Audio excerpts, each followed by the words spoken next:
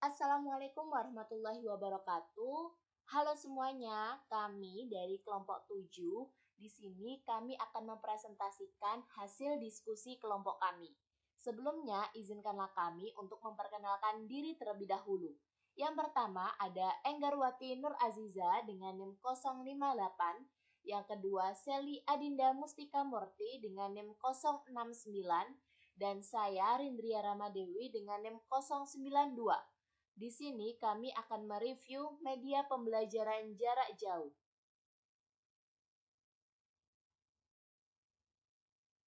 Kami akan mereview media pembelajaran jarak jauh menurut tingkatan yang paling populer. Menurut kami, yang pertama ada Google for Education.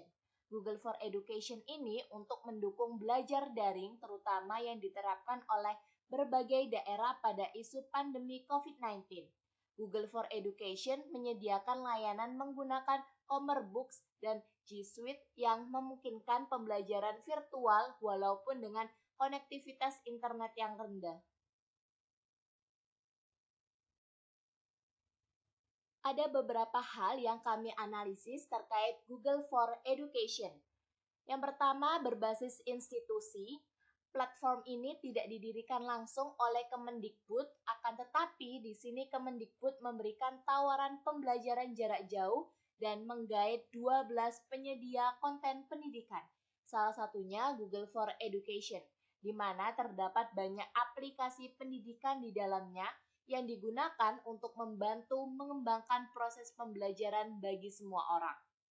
Yang kedua, kelompok belajar terpisah antara guru dan peserta didik. Pada platform ini terbuka secara besar-besaran yang dapat diakses oleh semua masyarakat yang berminat dengan mendaftarkan diri, sehingga platform ini antara guru dan siswa terpisah, tidak dapat berinteraksi. Akan tetapi, guru dapat terhubung dengan siswa pada salah satu platform di dalamnya. Yang ketiga, telekomunikasi interaktif. Pada platform ini terdapat fitur kelas digital di mana juga bisa bertatap muka via maya antara guru dan siswa. Yang keempat, hubungan peserta didik, sumber, dan guru. Peserta didik dan guru yang dapat menggunakan platform ini dari jenjang SD, SMP, SMA, bahkan universitas. Pada platform ini banyak fitur yang dapat digunakan, bahkan apapun yang kita cari akan kita dapatkan di salah satu platform di dalam ini. Pada sumber belajar ini terdapat video, audio, dan web yang dapat menunjang proses pembelajaran pada peserta didik dan guru. Media pembelajaran jarak jauh yang kedua yaitu ada Microsoft Office 365. Microsoft menyediakan layanan Office 365 yang dapat digunakan oleh guru dan siswa secara gratis dan bukan versi percobaan. Office 365 dapat diakses dan diperbarui secara real-time termasuk Word, Excel, PowerPoint, OneNote, dan Microsoft Teams, serta fitur ruang kelas lainnya. Guru dan siswa hanya perlu menyiapkan alamat email dengan domain sekolah. Analisis kami terkait Microsoft Office 365. Yang pertama, terkait berbasis institusi. Platform ini tidak didirikan langsung oleh Kemendikbud atau instansi pendidikan. Akan tetapi, platform ini di bawah naungan Microsoft sebagai bagian dari lini produk Microsoft Office. Microsoft Office 365 Education adalah paket gratis layanan dan aplikasi Microsoft yang ditujukan untuk kebutuhan pendidikan. Yang kedua, kelompok belajar terpisah antara guru dan peserta didik. Platform ini terbuka secara besar-besaran yang dapat diakses oleh semua masyarakat Indonesia yang berminat dengan mendaftarkan diri. Sehingga platform ini antara guru dan siswa terpisah, tidak dapat berinteraksi. Yang ketiga, telekomunikasi interaktif. Pada platform ini terdapat fitur kelas digital, di mana juga bisa bertatap muka via maya antara guru dan siswa. Yang keempat, hubungan peserta didik, sumber, dan guru. Peserta didik dan guru yang dapat menggunakan platform ini dari jenjang SD, SMP, dan SMA bahkan universitas.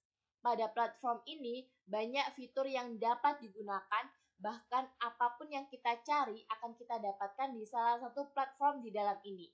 Pada sumber belajar ini terdapat video, audio, dan web yang dapat menunjang proses pembelajaran pada peserta didik dan guru. Selanjutnya, yang ketiga ada Ruang Guru. Ruang Guru adalah sebuah perusahaan startup teknologi asal Indonesia yang berfokus pada pendidikan. Ruang Guru menawarkan platform pembelajaran berbasis kurikulum sekolah melalui video tutorial interaktif oleh guru dan animasi di aplikasi ponsel dan komputer.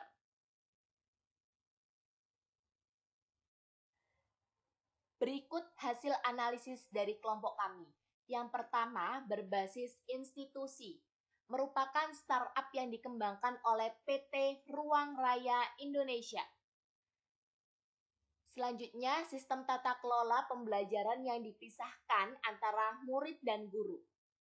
Selanjutnya, telekomunikasi interaktif. Terdapat fitur yang menghubungkan antara guru dan siswa.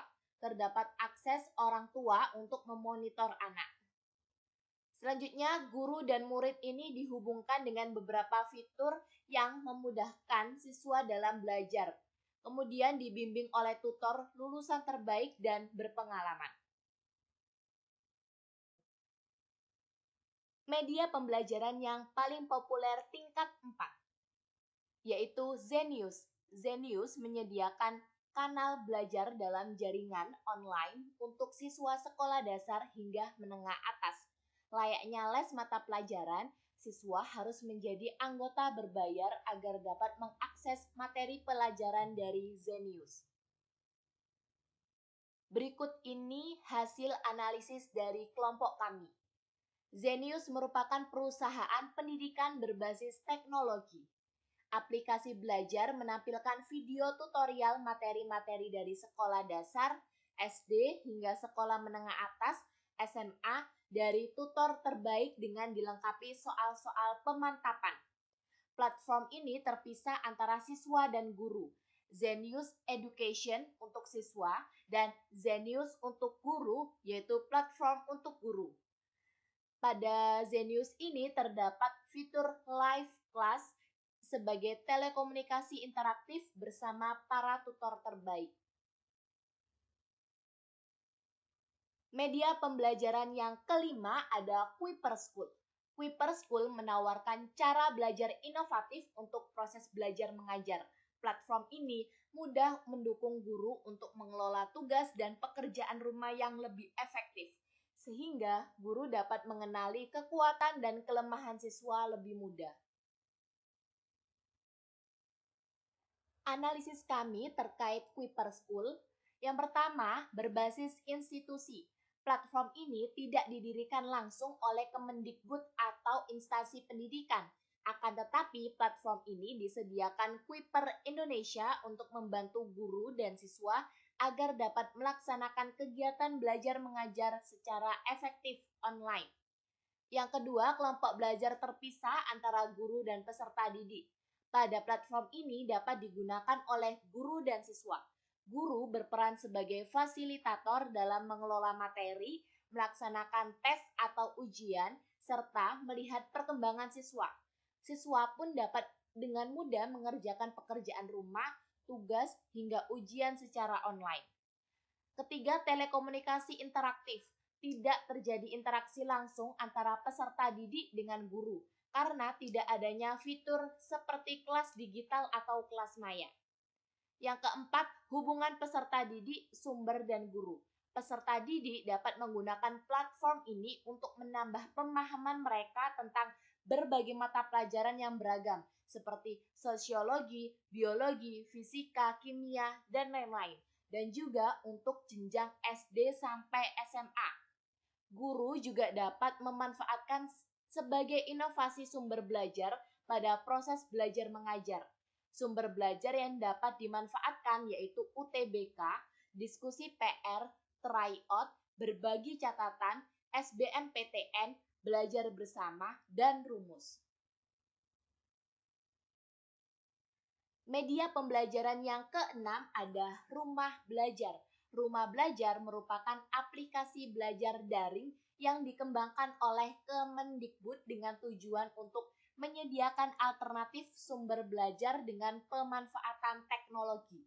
Terdapat berbagai fitur seperti sumber belajar, laboratorium maya, kelas digital, bank soal, buku sekolah elektronik, peta budaya, karya bahasa dan sastra, serta fitur lainnya yang dapat dimanfaatkan oleh guru dan siswa secara gratis. Ini adalah hasil analisis dari kelompok kami terkait rumah belajar. Yang pertama berbasis institusi. Platform ini dinaungi oleh institusi Kemendikbud. Kedua, kelompok belajar terpisah antara guru dan peserta didik.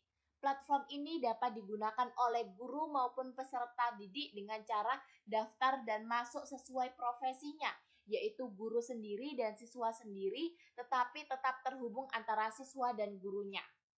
Yang ketiga, telekomunikasi interaktif. Pada platform ini terdapat fitur kelas digital, di mana juga bisa bertatap muka via maya antara guru dan siswa. Yang keempat, hubungan peserta didik, sumber, dan guru. Peserta didik dan guru yang dapat menggunakan platform ini dari jenjang SD, SMP, dan SMA. Pada platform ini, banyak fitur yang dapat digunakan yaitu kelas digital, sumber belajar, laboratorium maya, bank soal, dan modul digital. Pada sumber belajar ini terdapat video, audio, dan web yang dapat menunjang proses pembelajaran pada peserta didik dan guru. Yang ketujuh, ada kelas pintar. Kelas pintar merupakan salah satu penyedia sistem pendukung edukasi di era digital yang menggunakan teknologi terkini untuk membantu murid dan guru dalam menciptakan praktik belajar mengajar terbaik dengan menghadirkan personalisasi dashboard untuk siswa, guru, dan orang tua. Kelas pintar berisi materi kurikulum 2013 yang disajikan dengan interaktif. Kelas pintar telah hadir di Singapura, UAE, India, dan Afrika Selatan. Analisis kami pada media kelas pintar, yang pertama berbasis institusi. Platform ini tidak didirikan langsung oleh Kemendikbud atau instansi pendidikan, akan tetapi platform ini di bawah naungan PT Extra Marks Education Indonesia yang didirikan pada tahun 2017. Platform ini adalah sebuah solusi belajar online dengan metode pintar, personal, dan terintegrasi yang didesain untuk meningkatkan minat belajar dan pemahaman siswa terhadap materi pelajaran guna mendapatkan nilai akademis yang lebih baik. Yang kedua, kelompok belajar terpisah antara guru dan peserta didik. Platform ini dapat digunakan oleh guru, orang tua, dan siswa. Platform ini memiliki kemampuan merekam proses belajar siswa untuk digunakan sebagai bahan analisis bagi guru, orang tua, dan sekolah dalam memahami karakter, potensi, dan kesulitan siswa dalam belajar. Yang ketiga, telekomunikasi interaktif. Tidak terjadi interaksi langsung antara peserta didik dengan guru karena tidak adanya fitur seperti kelas digital atau kelas maya. Selanjutnya, hubungan peserta didik, sumber, dan guru. Peserta didik dapat menggunakan platform ini untuk menambah pemahaman mereka dengan berbagai mata pelajaran yang beragam, seperti sosiologi, biologi, fisika, kimia, dan lain-lain, dan juga untuk jenjang SD sampai SMA. Guru juga dapat memanfaatkan sebagai inovasi sumber belajar pada proses belajar mengajar. Sumber belajar yang dapat dimanfaatkan yaitu UTBK, diskusi PR, tryout, berbagi catatan, SBMPTN, belajar bersama, dan rumus.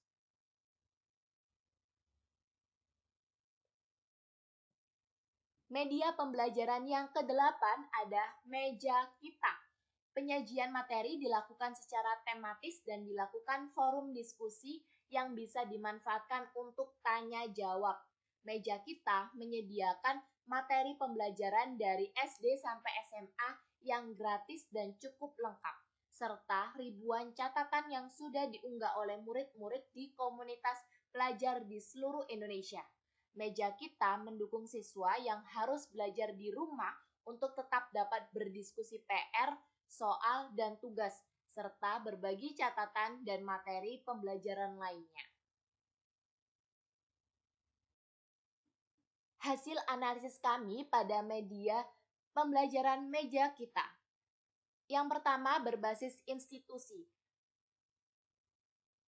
Platform ini tidak dinaungi oleh institusi pendidikan, tetapi organisasi nirlaba yang didirikan oleh sekumpulan pelajar yang memiliki antusiasme yang tinggi terhadap pendidikan. Mereka mempunyai ketertarikan yang beragam, mulai dari bermusik, IT, hingga desain. Selanjutnya, kelompok belajar terpisah antara guru dan peserta didik.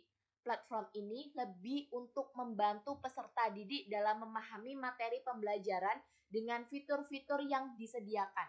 Guru dapat memanfaatkan sebagai inovasi sumber belajar siswa, sehingga antara guru dan peserta didik terpisah, tidak ada interaksi. Selanjutnya, telekomunikasi interaktif. Tidak terjadi interaksi langsung antara peserta didik dengan guru, karena tidak adanya fitur seperti kelas digital atau kelas maya seperti platform sebelumnya. Yang keempat, hubungan peserta didik, sumber, dan guru. Peserta didik dapat menggunakan platform ini untuk menambah pemahaman mereka dengan berbagai mata pelajaran yang beragam, yaitu ada sosiologi, biologi, fisika, kimia, dan lain-lain, dan juga untuk jenjang SD sampai SMA. Guru juga dapat memanfaatkan sebagai inovasi sumber belajar pada proses belajar mengajar. Sumber belajar yang dapat dimanfaatkan yaitu UTBK, diskusi PR, tryout, berbagi catatan, SBMPTN, belajar bersama, dan rumus.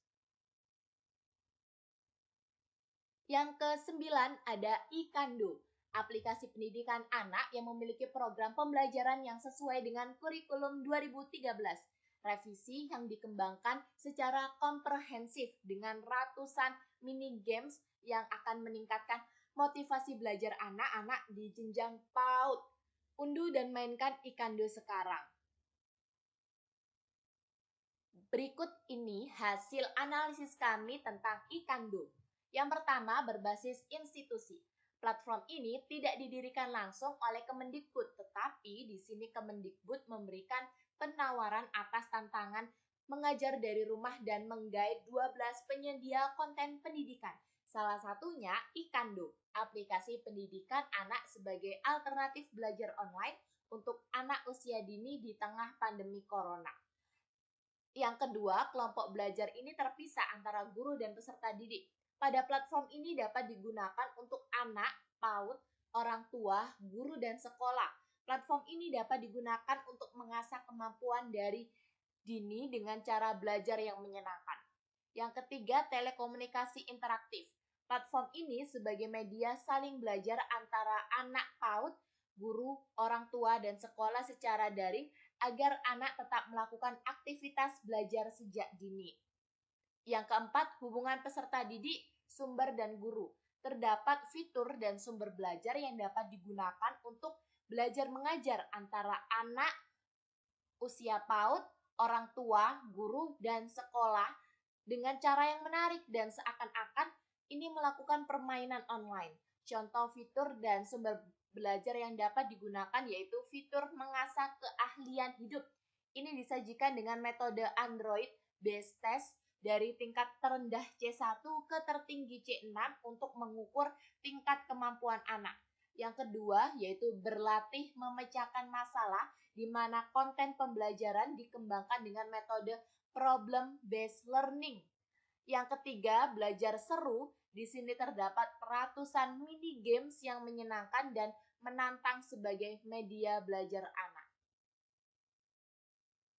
Media pembelajaran yang paling populer ke-10 ada Sekolahmu. Sekolahmu adalah sekolah dengan sistem blend learning pertama di Indonesia, berbasis teknologi dan berkolaborasi untuk menyediakan program belajar bagi semua orang. Berikut ini hasil analisis dari kelompok kami. Yang pertama merupakan startup pendidikan yang dipelopori oleh Najla Shihab dengan dibantu oleh tim yang profesional dalam pendidikan dan teknologi. Yang kedua, platform menghadirkan program-program pilihan untuk murid sesuai fokus dan impian yang dituju, mengadakan kolaborasi dengan berbagai pihak, mulai dari sekolah dan korporasi. Yang ketiga, terdapat fitur yang memungkinkan murid untuk bertanya dengan guru profesional yang disediakan. Terdapat asisten belajar online yang dapat menjawab berbagai pertanyaan. Yang keempat, siswa dihubungkan dengan beberapa guru profesional, sekolah, kampus, museum, serta berbagai ruang belajar bersama di seluruh Indonesia. Media pembelajaran yang ke-11 ada Indonesia X. Indonesia X telah berpengalaman dalam mendukung penyediaan akses belajar bagi masyarakat melalui kursus-kursus berkualitas yang dibawakan oleh para instruktur terbaik bangsa.